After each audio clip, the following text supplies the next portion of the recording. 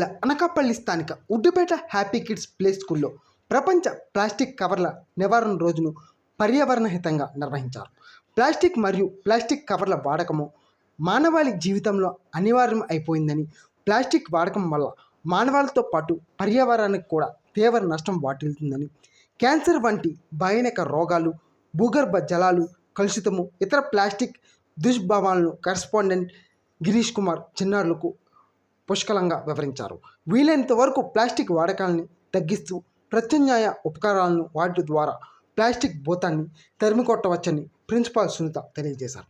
ఈ కార్యక్రమంలో స్కూల్ సిబ్బంది, విశ్రాంతి ఏఈ మల్లా చిన్నారావు, విద్యార్థులు, తల్లిదండ్రులు తదితరులు పాల్గొన్నారు.